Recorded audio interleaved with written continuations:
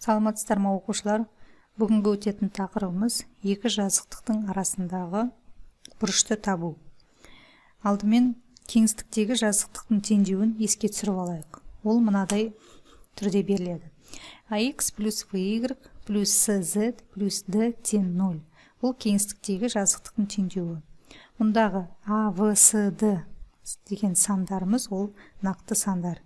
Және де A, V, C сандары бір уақытта нөлге тең болмайды. Және олар осы жазықтыққа перпендикуляр n векторының координаталары болады. Осы вектор, яғни n векторы нормаль вектор деп аталады.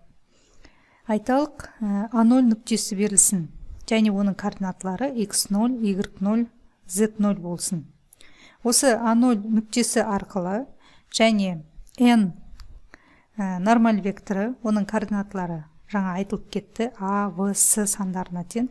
A, V, C дегеніміз ол жазықтықтағы сәйкесінше x, y, z сандарының коэффициенттері. A нүктесі арқылы және n нормаль векторы берілген жазықтықтың теңдеуі мына түрде беріледі. Яғни A x минус x0 плюс v көбейту y минус y0 плюс c көбейту z минус z0. Мұндағы A, V, C дегеніміз нормаль векторының координаталары, ал x0, y0, z0 дегеніміз ол жаңағы жазықтық өткен нүктенің, яғни A0 нүктесінің координаталары. Егер жазықтықтар параллель болмаса, онда олар жудың бойымен қиылысады, және осы жазықтықтардың арасындағы бұрышты олардың нормаль векторларының арасындағы бұрыш арқылы келесі формуламен есептеуге болады. Яғни косинус фидің формуласы берілді. n1, n2-ның скаляр көбейтіндісін бөлеміз сәйкесінше n1, n2-ның ұзындықтарының көбейтіндісіне. Яғни мұндағы A1, V1, C1 дегеніміз n1 нормаль векторының координаталары, ал A2, V2, C2 дегеніміз ол сәйкесінше n2 нормаль векторының координаталары. Дербес жағдайда, егер екі жазықтықтың n1, n2 нормаль векторларының скаляр көбейтіндісі нөлге тең болса, яғни n1, n2-ның скаляр көбейтіндісі нөлге тең болса, мына жерде тең 0 болу керек. Онда бұл жазықтықтар өзара перпендикуляр болып есептеледі. Енді осы формулаларды қолданып мысалдар қарастырайық. Мынадай мысалды қарастырайық. Тікбұрышты параллелепипедінде суретте берілген AV4-ге тең, AD3-ге тең, A1-2-ге тең, AVC1 және VCD1 жазықтықтардың арасындағы бұрыштың косинусын табыңыз дейді. Алдымен осы екі жазықтықтың теңдеуін жазып алайық. AVC1 жазықтығының теңдеуін жазайық. Ол үшін төбелерінің координаталарын жазайық. A нүктесінің координатасы y-ге ғана 3-ге тең болып тұр, x мен z-ті, яғни 0-ге тең болып тұр. Сонда 0, 3, 0. Арғарай, V нүктесінің координаталары. V нүктесі x 4-ге тең, y 3-ге тең, ал z өсі бойынша 0-ге тең болып тұр. Сонда 4, 3, 0. C1 нүктесінің координатасы x 4-ге тең, y 0-ге тең болып тұр, ал z 2-ге тең. Сонда 4, 0, 2. Енді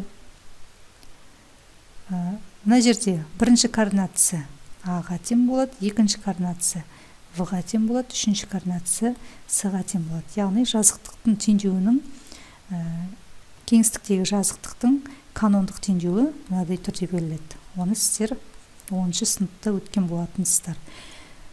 Y, мына жерде Y бөлінген Y бөлінген V болу керек. Y бөлінген V, Z бөлінген C тең 1. Орындарына қойып шайық. Y бөлінген V 3-ге тең плюс Z бөлінген C 2-ге тең. Ал A деген 0-ге тең болды бізде.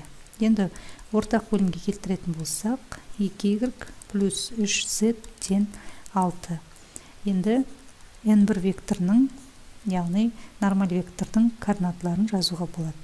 0, мына жерде V деген 2-ге тең, C деген 3-ке тең. 0, 2, 3 болды.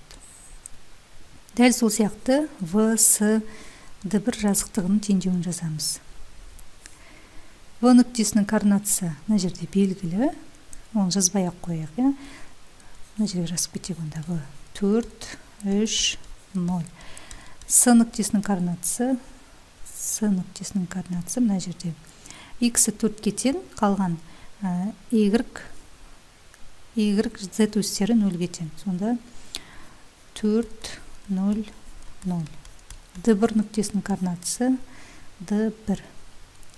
Z 2-ке тең, қалғандары 0-ге тең. 0, 0, 2. A, 0, V, 0, С. Сонда X-тің 4-ке қатынасы плюс, мұндерде Y-іміз 0 болып кетеді, Z-тің 2-ке қатынасы тең 1.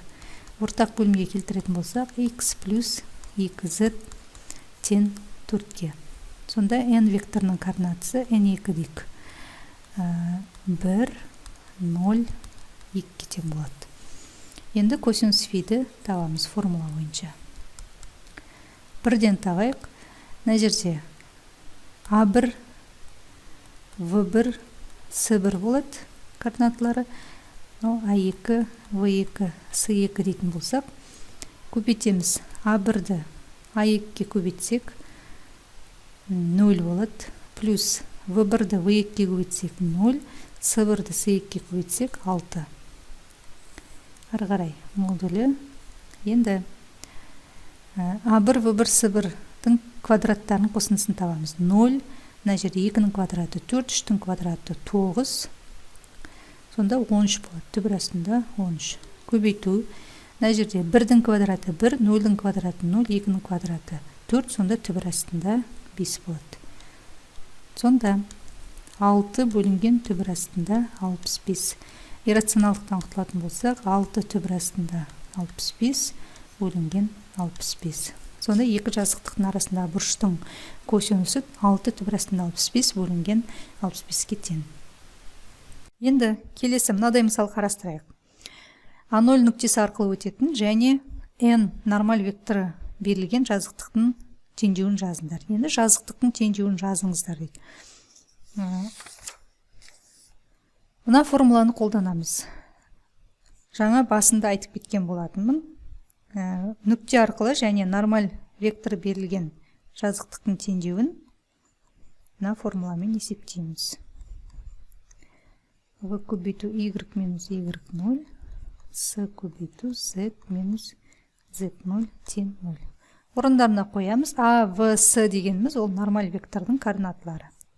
2, X минус X0 1-ге тең, плюс 0, Y минус 2, плюс S дегеніміз 1-ге тең, Z минус 0. Енді жинақтайық. 2x минус 2, наның барлығы 0 болып кетеді, плюс Z тең 0.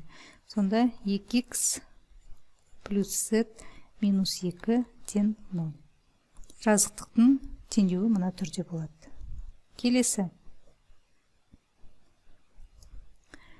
A0, V0, S0 нүктелері арқылы өтетін жазықтықтың теңдеуін жазыңдар дейді. Жаңағы жазықтықтың канондық теңдеуінің формуласын қолданамыз. X бөлінген A, Y бөлінген V, Z бөлінген S тең 1. Мұндағы A деп тұрғанымыз бірінші нүктенің координатасы, V деп тұрғанымыз екінші нүктенің, S деп тұрғанымыз үшінші нүктенің координаталары. X бөлінген минус 2 плюс Y бөлінген 1 плюс Z бөлінген 2 тең 1. Минус X бөлінген 2 плюс бірден мына жерде теңдікті 2-ке көбейтіп жіберейік. Сонда